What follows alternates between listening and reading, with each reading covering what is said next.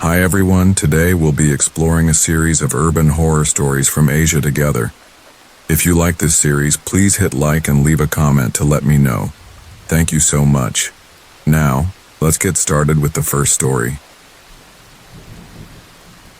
Hello, I'm currently a university student and used to work part-time as a delivery rider.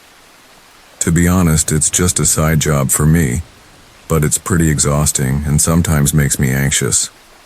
Still, I earn a decent amount of money from it. Rain or shine, there are always plenty of orders from customers.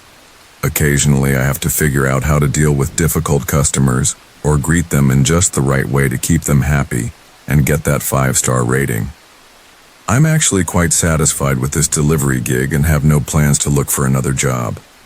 One day, the working hours for a delivery rider aren't exactly fixed.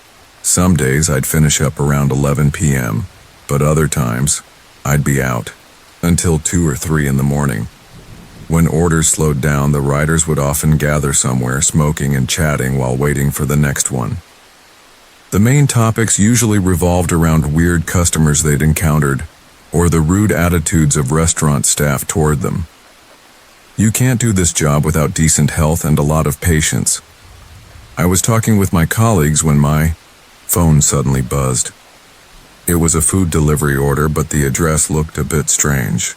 I asked 2 of my coworkers if they knew where it was, but they had no clue either. The address was vague, and it was already midnight.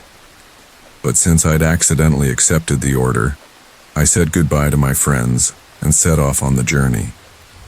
Luckily, I still had Google Maps, so I wasn't too worried. Thinking I'd find the place easily and head home soon, I rode to the restaurant, picked up the food, and started heading to the customer's location. However, as I followed the address on my phone, it felt like the distance was stretching longer than I'd expected. The farther I went, the less likely it seemed I'd find the place. Suddenly, I realized I'd left the city behind. Though annoyed, I thought about the long ride I'd already taken and the food I'd picked up, so I patiently pressed on to the destination. After passing a riverside road and a dense forest, what stood out was that I didn't see a single soul along the way. Just as I was about to give up, a notification popped up saying I was only 100 meters from the destination. I kept going and pulled up in front of a large gate. Beyond it seemed to be a mansion, but something about the house felt off. From the front door to the garden, there wasn't a single light on.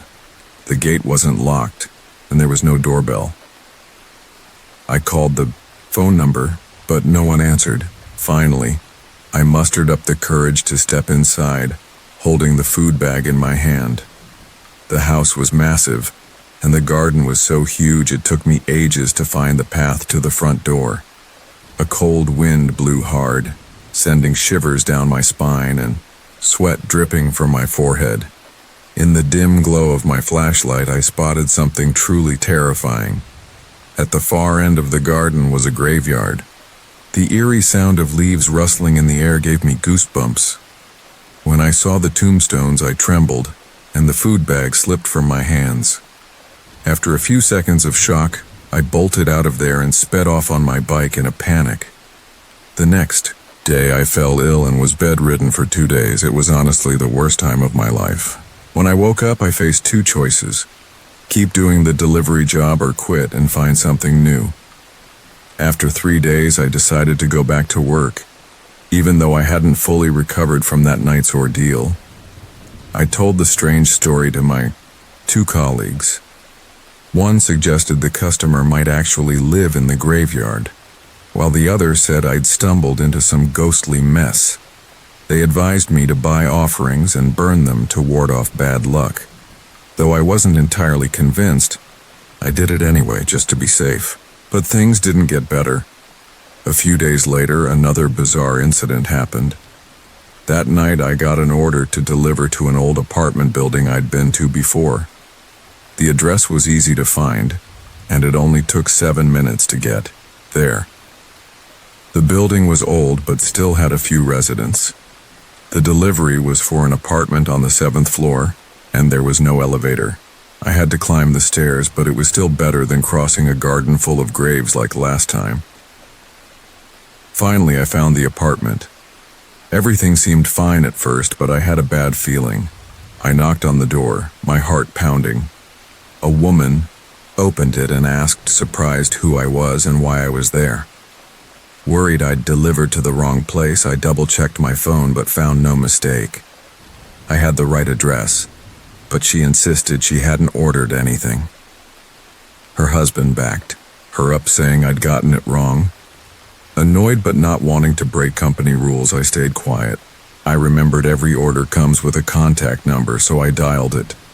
A phone rang inside the apartment right away, but their confused expressions made me suspicious. They said they didn't know where the sound was coming from, or who'd placed the order, since it was just the two of them there. Moments later, their faces changed and they admitted the ringtone sounded like their father's phone. Even more, the sound was coming from his room. Relieved, I handed them the food and asked them to take it to their dad and pay me. But their panicked and tense looks told me it wasn't that simple. Right after I spoke, they both said in unison, "Our father passed away." I couldn't stay calm, thinking they were messing with me. With an angry look, I demanded they take the food. The man got agitated, and the woman stepped in to stop a fight. In the end, she agreed to pay and slammed the door shut. For some reason, I didn't leave right away and stood there confused. By chance, I overheard part of their conversation. Their father had died a month ago. His phone had run out of battery and was stored in a drawer in his room, so no one could have used it to order anything. After hearing that, I ran out of the building in a panic. As soon as I got outside, my phone buzzed. Believe it or not, the number I'd just called left me a 5-star rating. Over time, I got used to these weird incidents and quirky customers, but for safety's sake, I've since avoided delivering at night.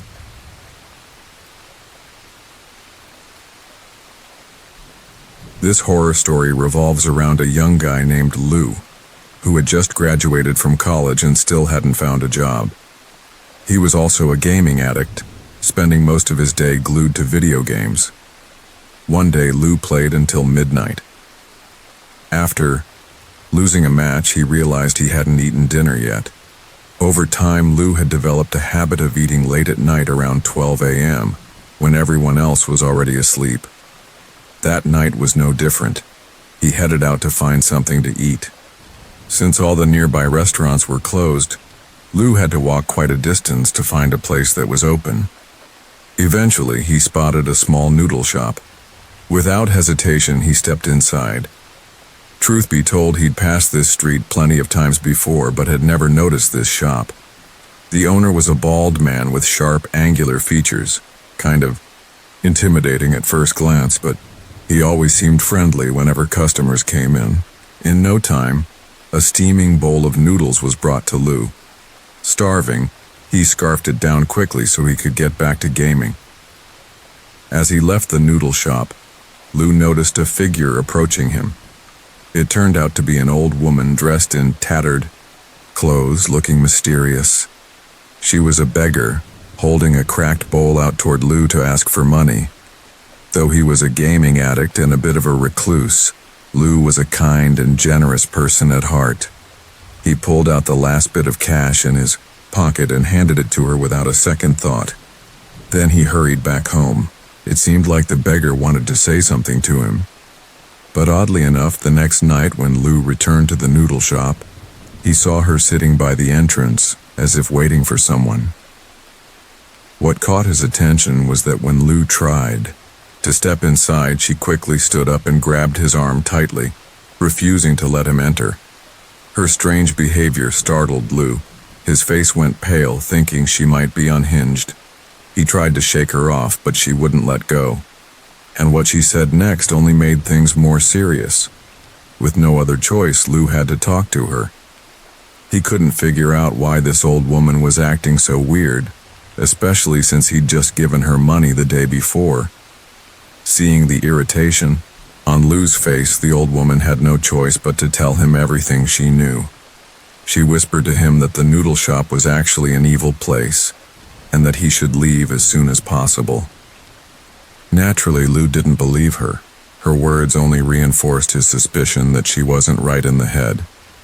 After ordering a bowl of noodles, this time Lou didn't bury his nose in his phone like usual. Instead, he carefully observed his surroundings, but he didn't notice anything suspicious.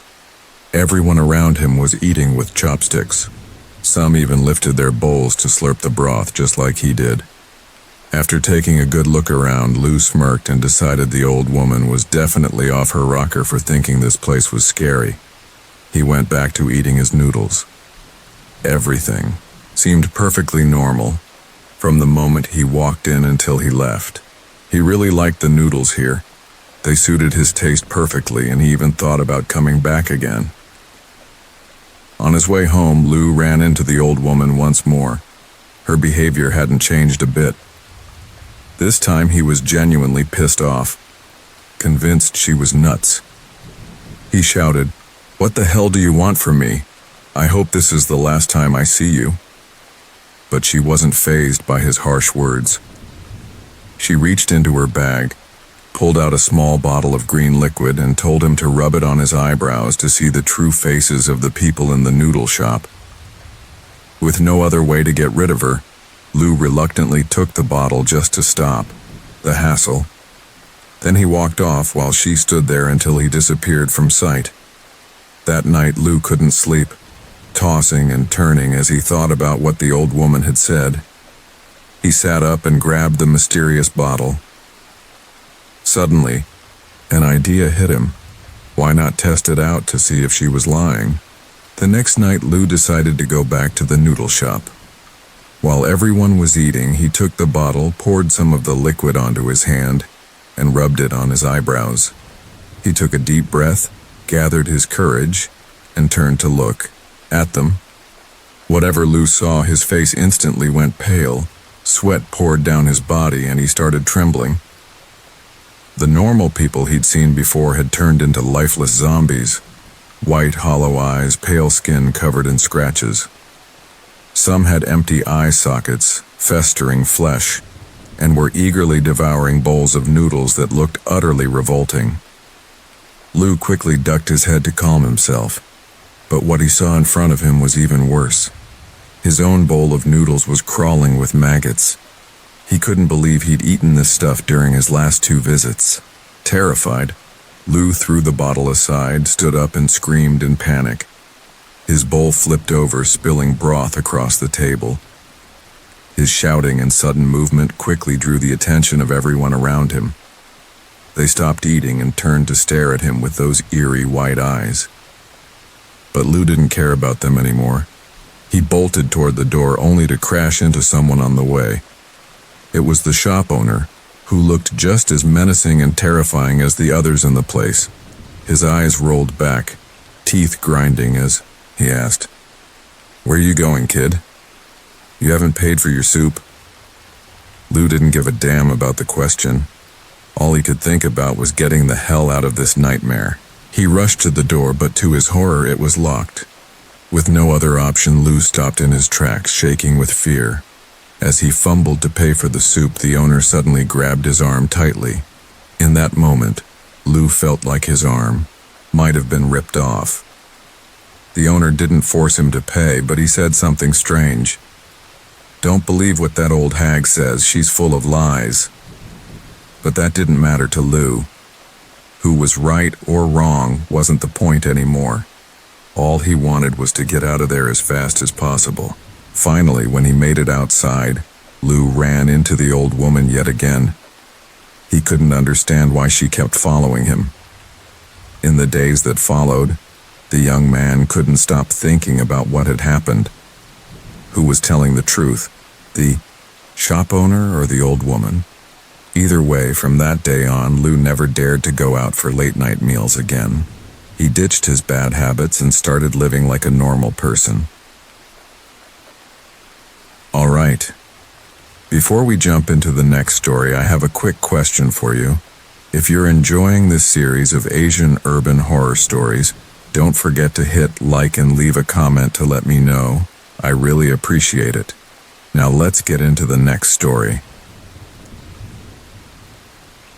This story revolves around a small, bustling town that's always full of life. In this town, there's a little steamed bun restaurant that's incredibly popular. Powell is a regular customer there. One day, he invited two friends to join him. The restaurant opens at 4 p.m. and only stays open for just under 2 hours. So anyone who wants to enjoy the food has to get there early. The owner is a middle-aged man, and ever since he tweaked the recipe, the buns have been selling like hotcakes. Or, as they say, fresh shrimp. Inside the restaurant, it seems there's only one table left. Powell and his two friends sip tea while waiting for their food to arrive. 15 minutes later, the steamed buns are ready. Powell and his buddies are thrilled to hear the dish is being served. The hot steaming buns come in a wooden box, their enticing aroma making the group's mouths water. They quickly grab their chopsticks and dig in, dipping the buns into a red sauce.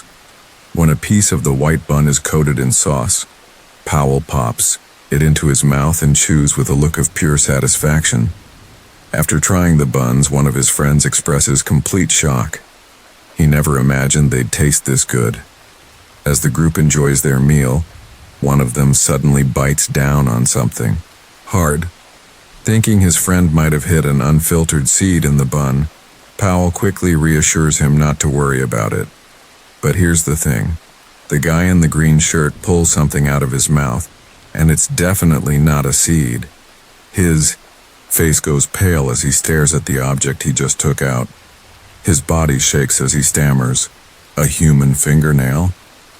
How the hell is there a human fingernail in the bun? The nail is covered in some filthy grime." Powell is stunned and furious. He's outraged at the thought that these buns were made in dirty conditions. The fingernail incident doesn't just happen to Powell and his friends.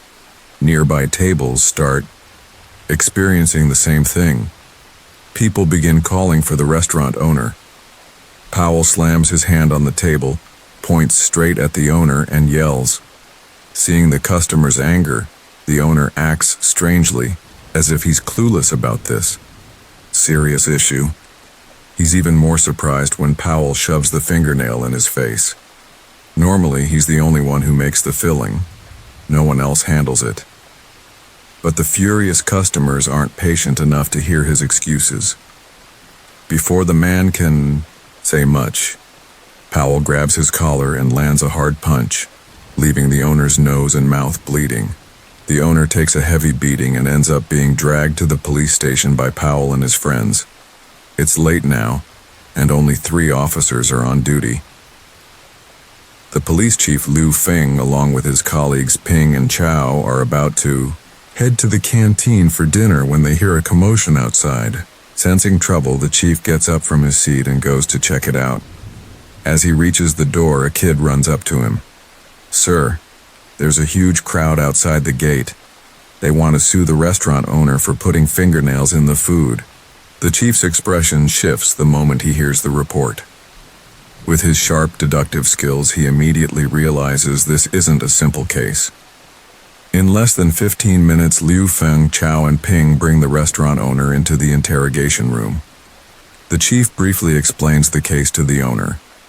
There's no way someone would cut their own fingernail and toss it into a bun, so the only logical explanation is that the filling is made from human flesh. The owner is utterly shocked by this. He seems completely unaware of the situation and insists he's not behind it. The chief orders Ping and Chow to head to the restaurant and inspect the buns. By now, word has spread, and a crowd quickly gathers outside the place. Many are terrified by the news. For a long time, the townsfolk have been eating at this restaurant. Could they really have been eating human meat? Still, some refuse to believe the rumors and head to the scene to hear the police's final conclusion. Ping and Chow are already in the restaurant's kitchen, searching for evidence.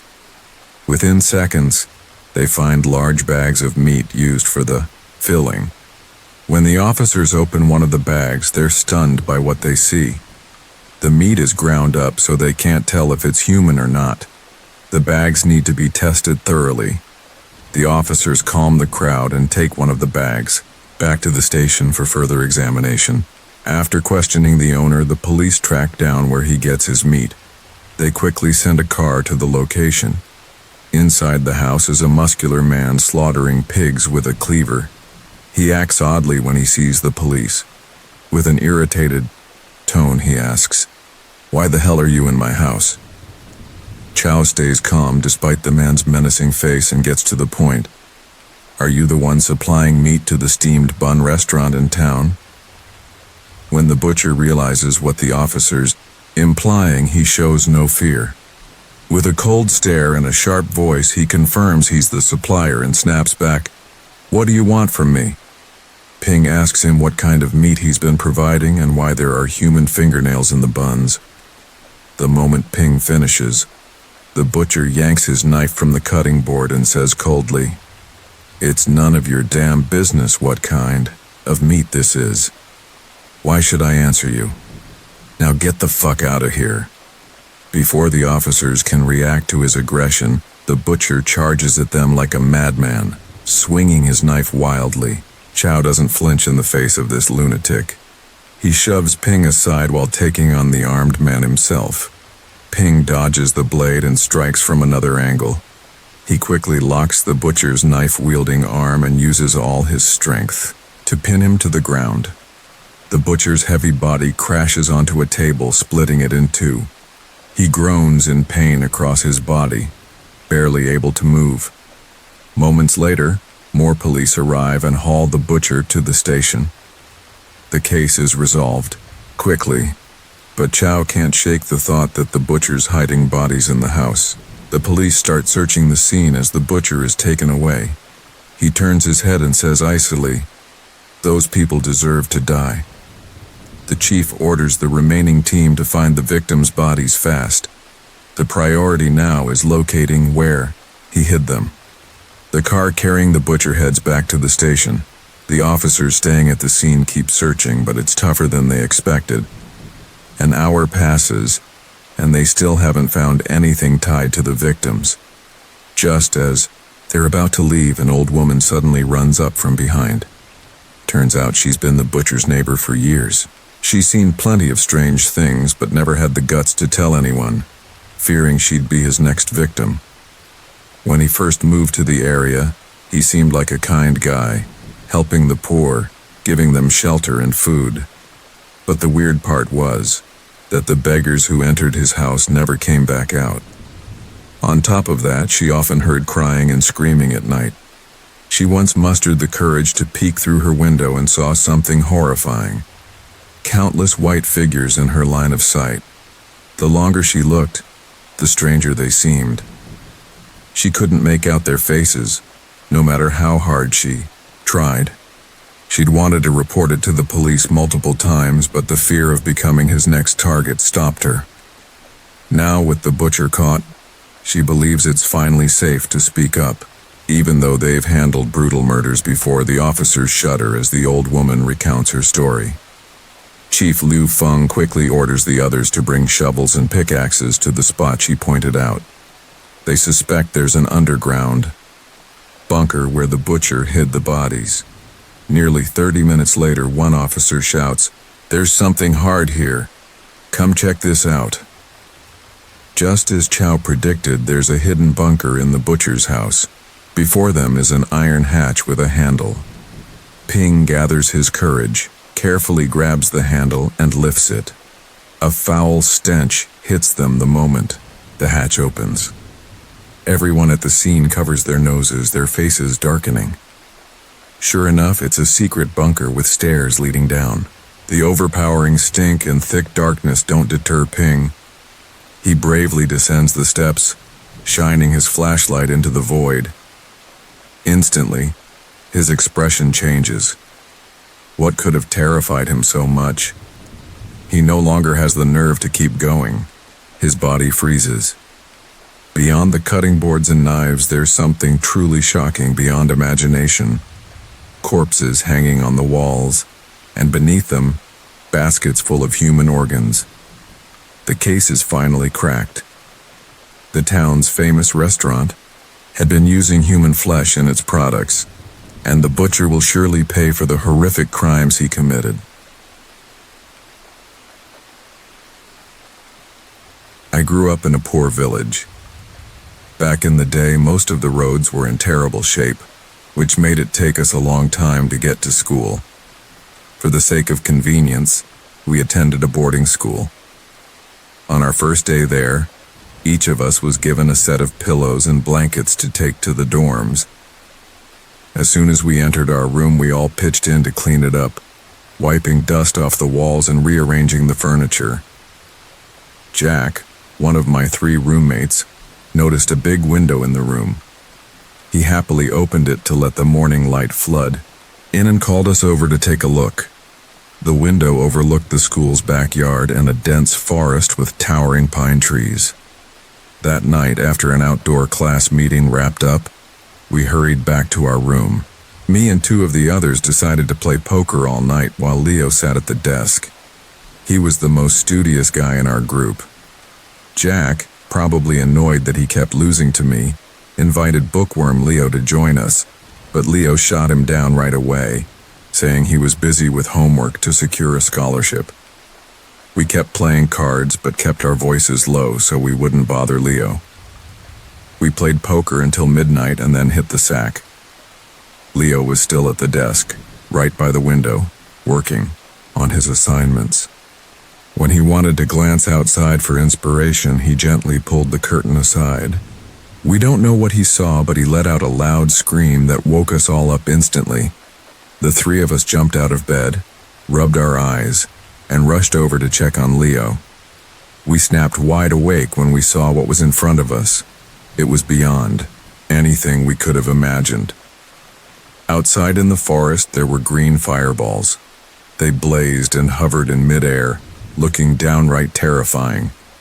As we stared at the green flames through the window, Ken asked in shock, "Hey, what the fuck? Are those things?" Jack replied, "Aren't those ghost lights or something?" The air in the room got tense.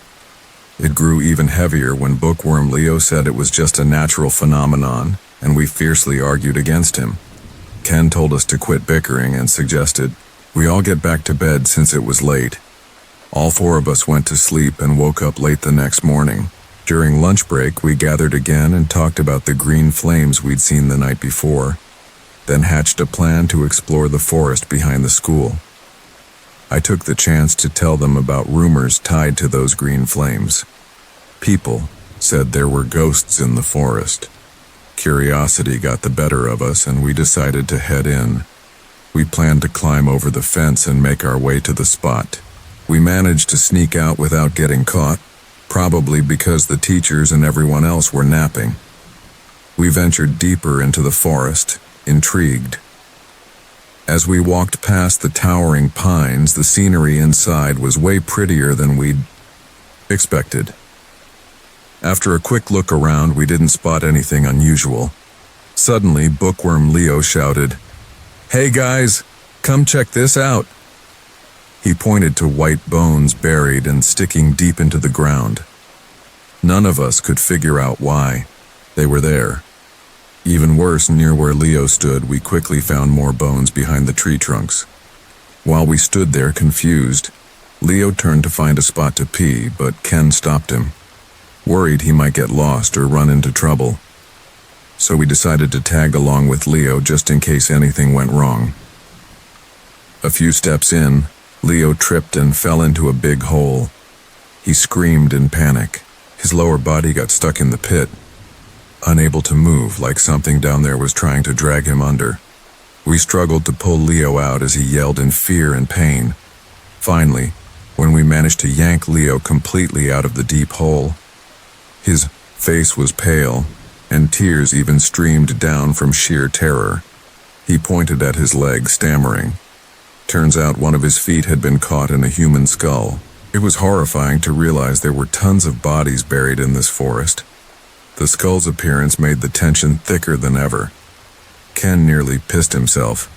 He blurted out, "What the fuck is going on here?" Leo freaked out as he realized how serious things had gotten. I suggested we toss the skull back into the hole and head back to the dorm. We were all shaken up after that trip. We climbed over the fence, returned to the dorm, and lay in bed, pulling the blankets over ourselves. None of us talked, still haunted by what we'd seen in the forest. As we'd hoped, nothing bad happened to us. But then another weird event hit, even scarier than what we'd seen the night before. While we were sleeping peacefully, Ken suddenly sat up. He woke Jack by shaking his shoulder. Jack groggily looked around, clueless about what was happening. Meanwhile, I was so scared my face went pale. With a trembling voice, I told them I had heard strange noises too. It seemed like we all realized something terrifying was going on outside the window. Jack mustered up the courage, got out of bed, and walked to the window to check. He pulled the curtain aside and peered out. Jack jolted back, eyes glued to the window as he called us over to see what was happening outside. This time we didn't see the green fireballs from the night before. Instead, there were white figures floating around. They even glowed, looking absolutely horrifying. We bolted back to bed right away and pretended we hadn't seen anything. I curled up under my blanket, shaking hard from fear. In the days that followed, rumors about the green fireballs started spreading. The security guard brought a dog and tied it up in the backyard to stop us from sneaking out over the fence. The first night, nothing strange happened. But the nights after that, we kept getting woken up by the dog barking every time the clock struck midnight. Ken sat up and called over to Jack, who was lying nearby, to check the window and see if someone had come into the school to make the dog bark so loud. They pulled the curtain aside and froze at the sight. The green fireballs were back. They hovered around, and that's why the dog was barking like crazy. Its eyes were fierce, growling hard with drool dripping from its mouth. It seemed like the ghost lights could sense the dog's aggression toward them. As the dog lunged forward, they slowly backed off and vanished into the forest. We couldn't fall back asleep with the barking echoing around. That whole night, none of us slept while the teacher's room stayed lit up all night.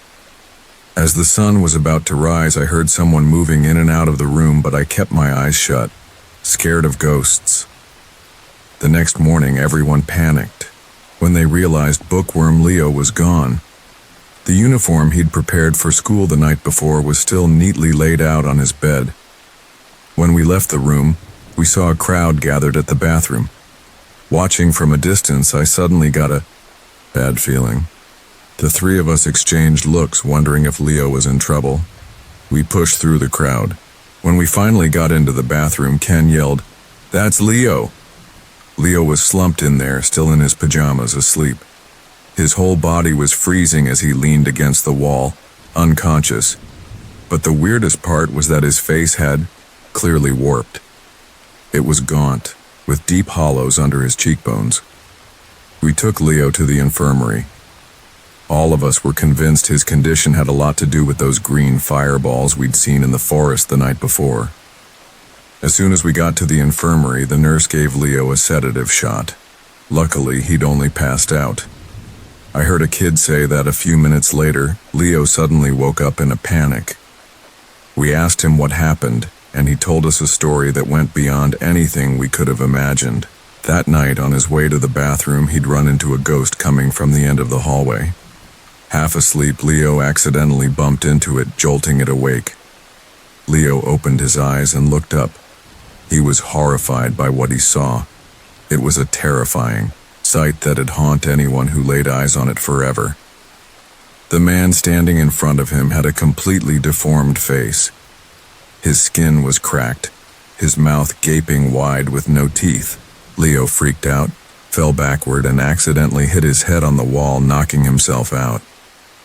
After the incident, Leo took a few days off school to recover. That night, while everyone was asleep, Jack got woken up again by loud barking. This time, the dog was even more aggressive, barking louder and freaking Jack out. The three of us went to the window, pulled the curtain aside, and looked toward the forest and the backyard. Before long, we were terrified by the return of the green fireballs. This time there were more of them heading our way. They formed a circle around the poor darkness. A moment later, it looked like the fireballs had sucked the soul out of the dog. It slowly shriveled up and collapsed. We were heartbroken watching this.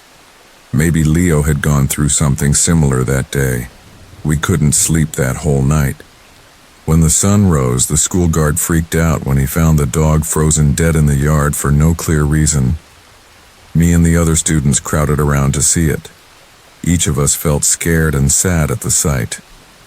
The dog was dead, all four legs, sticking up stiffly. We never expected those ghost lights to be so ruthless and terrifying. Later, we found out the school and dorms had been built on a mass grave from wartime. Not long after the incident, our school got shut down and eventually disbanded. We transferred to another boarding school far from the old one. The old school's been abandoned ever since, and there are still rumors about ghosts. And, of course, those ghost lights.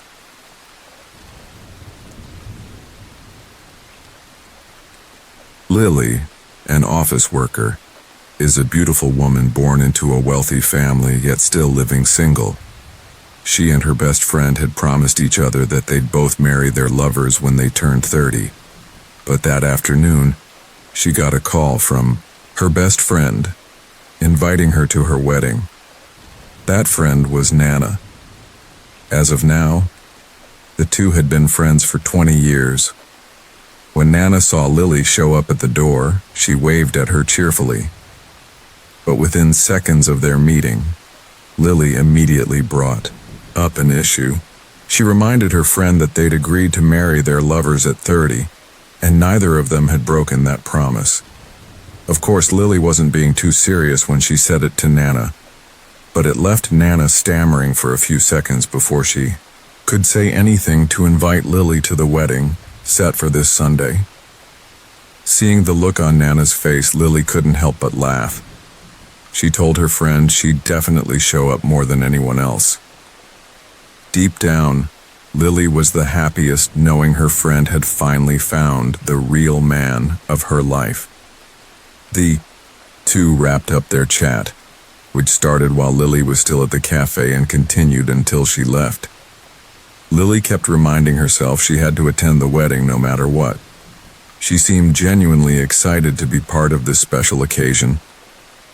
Finally, the wedding day arrived. Lily took the earliest bus to the groom's house, feeling a mix of excitement and slight nerves. Waiting for her at the bus stop was a boy, maybe 16 or 17 years old. He seemed to be part of the groom's family. But on this special day, when he should have been cheerful, he looked gloomy instead. On the way to the house, neither of them spoke. At one point, Lily wanted to break the silence, but the cold look on the boy's face stopped her in her tracks. They stayed quiet for another 10 minutes. Unable to stand the tense silence any longer, Lily gathered her courage and asked the young guy a few questions about the wedding, but he just answered her rudely. Still, his attitude wasn't the only thing that felt off to her.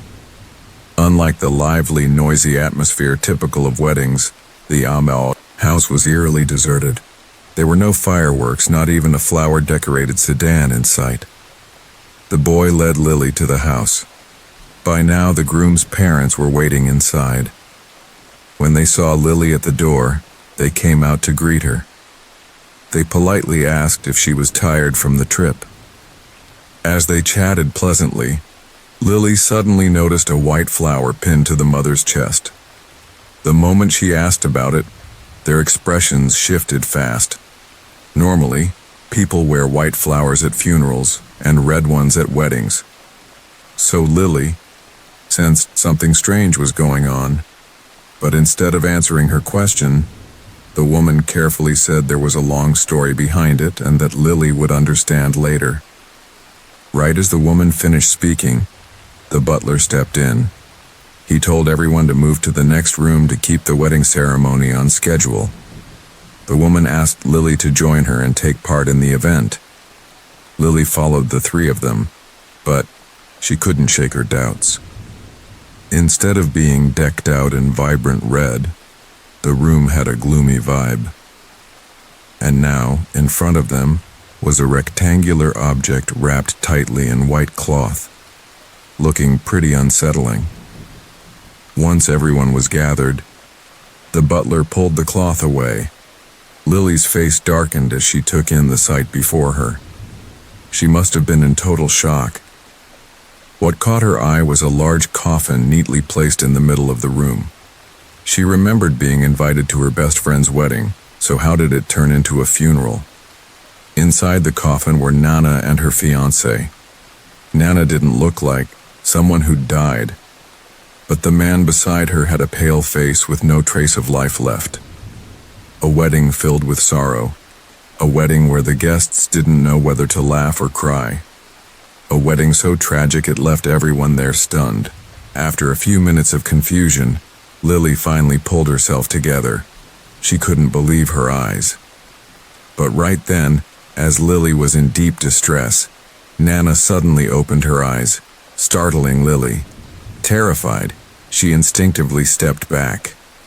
It wasn't until Nana called her name that Lily dared to turn around. After a few minutes, Lily finally calmed down and then got angry. Though she'd been scared just moments before, her anger came from worrying about Nana. Even as she scolded Nana for scaring her, her words carried an unconditional love for her friend. With no other choice, Nana waited until Lily's anger cooled off before daring to explain everything. It had happened just yesterday, when Nana and her fiancé were heading home after visiting a relative.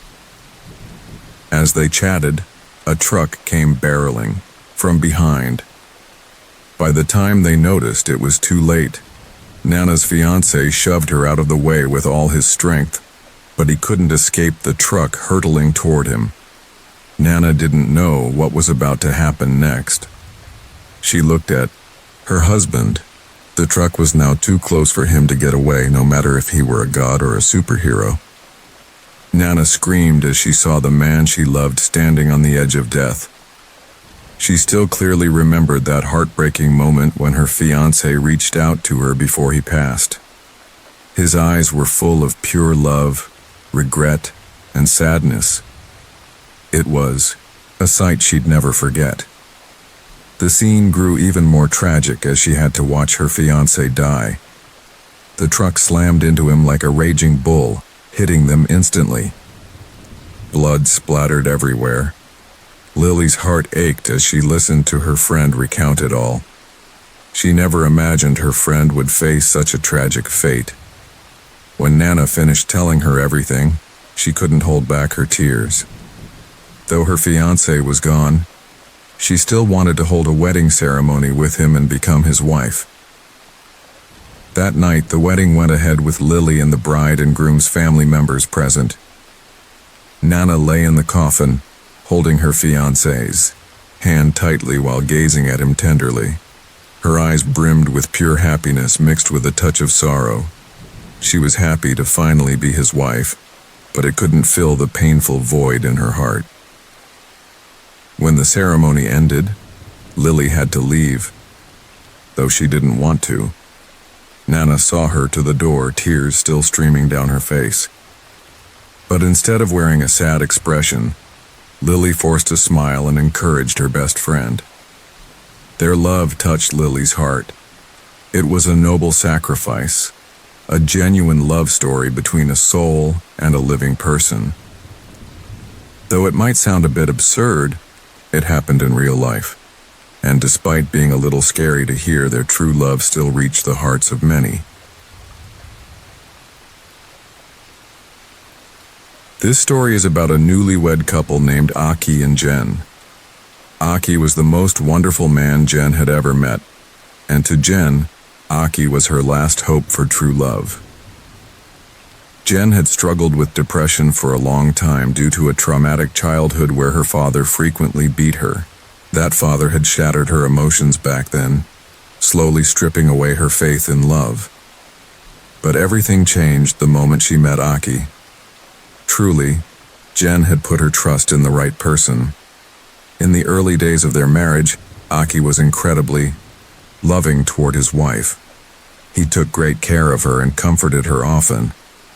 On days when Jen fell ill, Aki would even take time off work to look after her, despite having worked hard all week. Every Sunday, Aki made it a point to take his wife to the park to breathe fresh air, knowing it'd be good for her health. However, the pressure of earning enough money to cover their basic needs weighed heavily on him. Aki had to handle all the household expenses, from electricity bills to rent. With his ordinary employee salary, facing financial struggles became genuinely tough. Aki decided to start working at a big company in the city, hoping to build his career. Since the new job demanded more time, he rarely got the chance to see his wife at home. Those first days away from Jen were really hard for Aki because he missed her so much. But he pushed through and kept working for a better life for both of them. He kept all the stress and pressure from work to himself, not wanting his wife to worry. Over time, though, months of bottling up negative emotions led to changes in his behavior.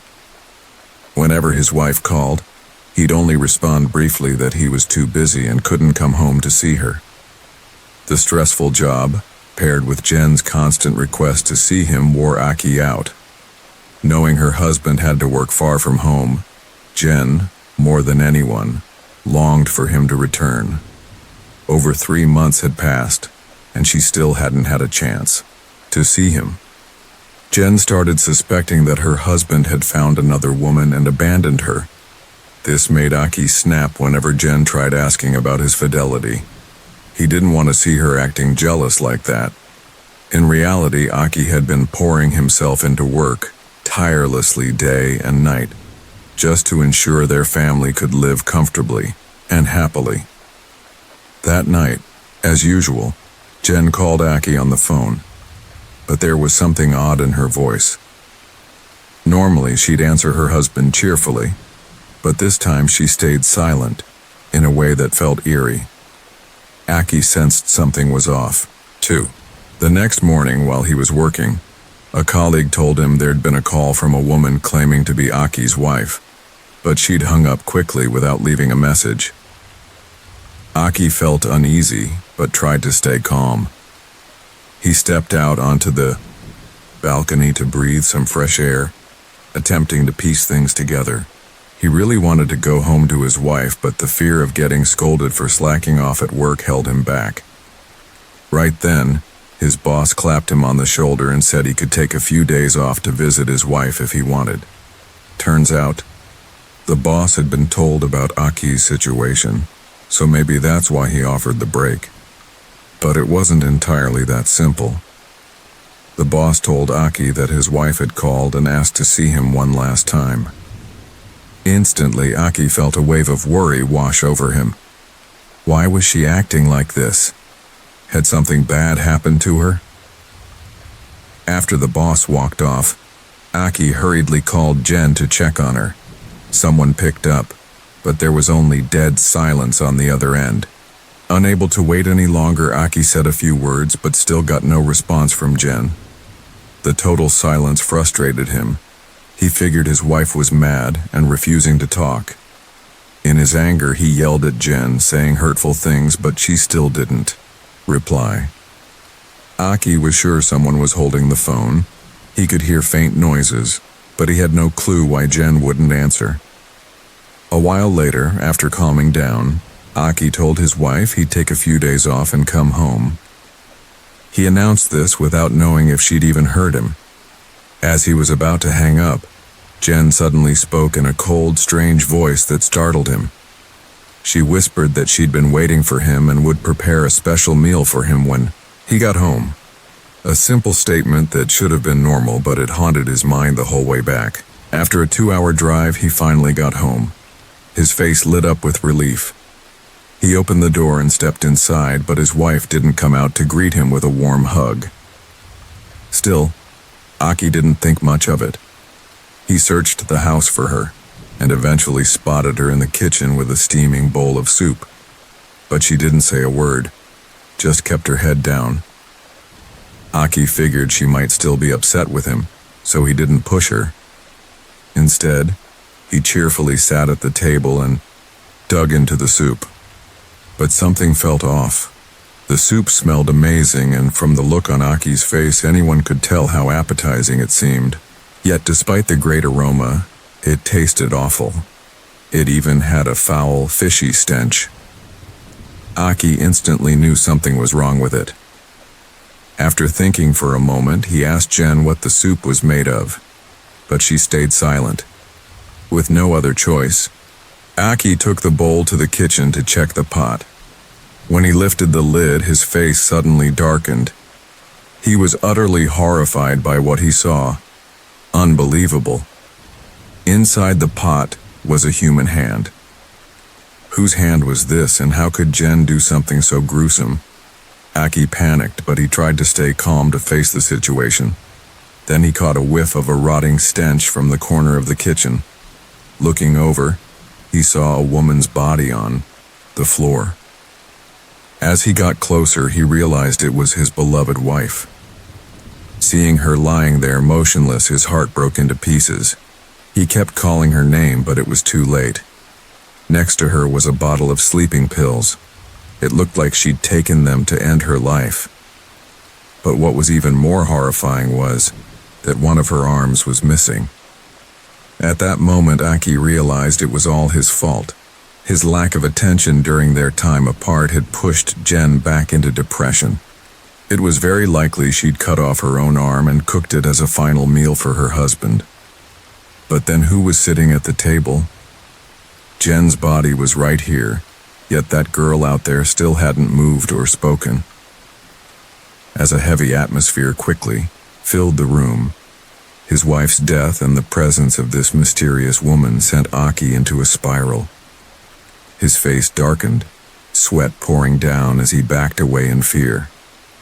He pulled out his phone to call for help, but when no one answered, Aki suddenly felt dizzy and passed out. When he came to, he was in a hospital, surrounded by worried colleagues. As he fully woke up, one of them broke the news. Jen was dead, and the soup was indeed made from one of her arms. Aki couldn't hold back his emotions anymore. He never imagined his carelessness would drive his beloved wife back into depression and lead to such a tragic end. His colleague felt sorry for the young couple facing such a devastating event.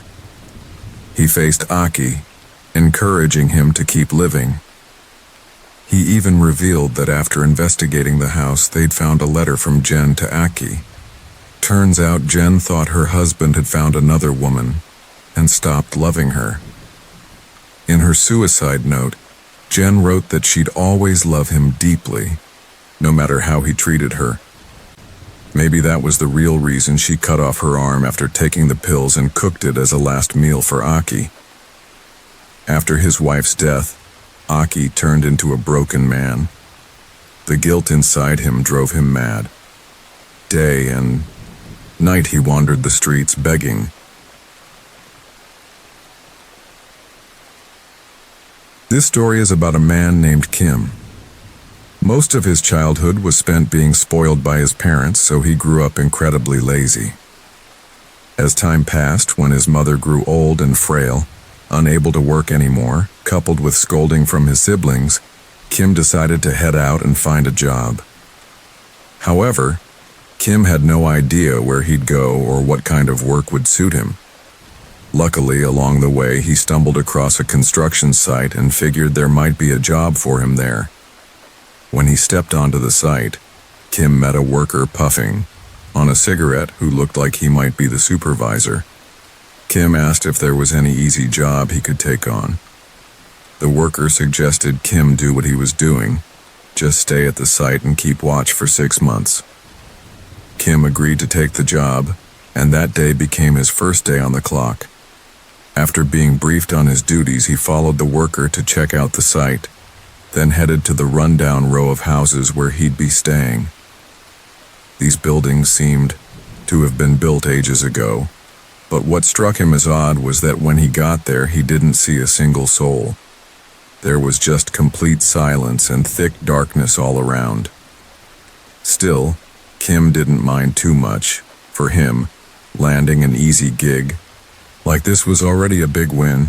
After a long day of work, he felt drained and too tired to think about going out to grab food, so he decided to order online instead. 15 minutes later, the food arrived.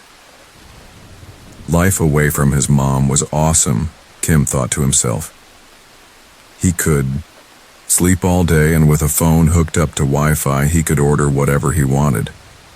After eating, he didn't even bother cleaning up, just left everything as is, then went out to check the site. 20 minutes later, he came back to his place and went to bed. He fell asleep the second his eyes closed. But at midnight, Kim suddenly felt a heavy weight all over his body. Even after switching positions multiple times, he still felt uneasy and couldn't fall back asleep. He was cold and his whole body was drenched in sweat. At first, Kim tried shutting his eyes tight to sleep again, but it didn't work. He felt like someone was standing behind him, and there were rustling sounds coming from somewhere. Unable to take it anymore, he sat up and looked around, but there was no one in the room except him. After scanning the place for a bit, his gaze suddenly landed on the table. He didn't know why he did it, but he got a bad feeling.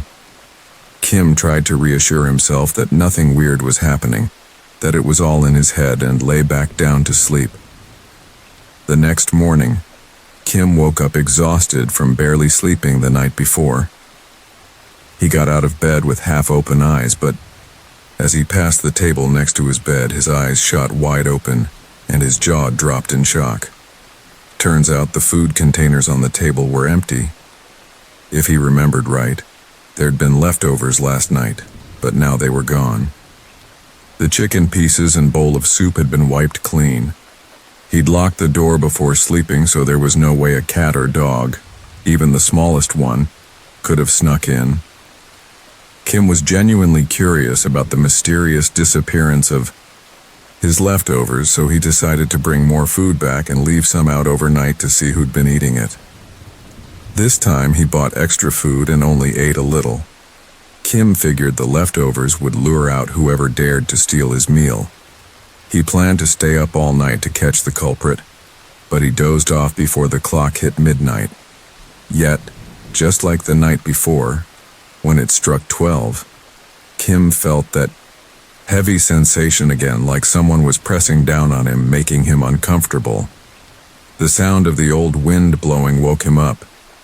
He had another bad feeling, but this time he didn't sit up right away. Instead, he cracked his eyes open slightly and glanced toward the table. Kim took a deep breath to steady himself, then slowly opened his eyes fully. His face suddenly shifted. It wasn't just the surprise he'd felt this morning when he noticed the missing food. Now there was sheer terror written all over him. White flickering figures were gathered around the table where he'd left the food. Ghosts were standing there, grabbing the food with their bare hands and devouring it greedily. They looked like they'd been starving for years. Those white shapes with hollow eyes could easily scare the hell out of anyone. Even though he was freaking out, Kim came up with a way to chase the ghosts off. He reached over and flicked on the light switch. Sure enough, the ghosts vanished the moment the light came on. Kim couldn't believe his eyes or what he'd just seen. To make sure he wasn't losing it, he mustered up the courage and walked over to the table. Just as he thought, the food was gone, leaving nothing but empty plates. There was no doubt about it. The ghosts had eaten all his leftovers. But that realization scared the shit out of Kim. He'd had a habit of leaving food out since he was a kid, but this was the first time he'd run into something this horrifying. Kim couldn't figure out why this creepy stuff was happening to him or if this place was haunted by food-obsessed ghosts. To calm himself down, he tried coming up with another explanation for what he was dealing with. He convinced himself it might have been a hallucination. Kim went back to bed, shut his eyes tight, and waited for sunrise to clear his mind. The next morning, Kim headed into town and stopped by the market. The noisy bustle there would help him shake off last night's fear. While wandering around, he spotted a few fortune tellers. Thinking back to what happened, he approached them. One fortune teller looked at him and said, "There are ghosts in your place, aren't there? You look worried as hell." Stunned by how fast the guy picked up on his problem, Kim told him about all the weird stuff that had happened and asked for help. The fortune teller's face darkened as he listened. According to him, the construction site used to be a mass grave, and most of the dead were left abandoned. The apartment building was built right on top of that grave, so hungry ghosts often showed up at night. But, he added, they didn't harm anyone. Still, Kim begged the fortune teller to help him because he was scared. The man handed him a talisman, saying it'd keep the ghosts away as long as it was hung on the front door. He also warned Kim not to leave leftovers out. After taking the talisman, Kim gave him some cash and hurried off, clutching it in his hand. Kim was torn, unsure what to do. Though he was terrified of the ghosts, part of him felt sorry for them. They were pitiful and didn't hurt people. It took Kim a while to make up his mind. Should he hang the talisman on the door or not? If he did, the ghosts wouldn't be able to get into his room. But he couldn't bring himself to do it. After some hesitation, Kim decided to toss the talisman away, believing the ghosts would never harm him. From then on, oddly enough, he wasn't bothered by the ghosts anymore. In fact, he set up a table outside his room and left some food on it. That food was for the poor ghosts to eat. From a lazy, indifferent guy, Kim completely changed and became a better person.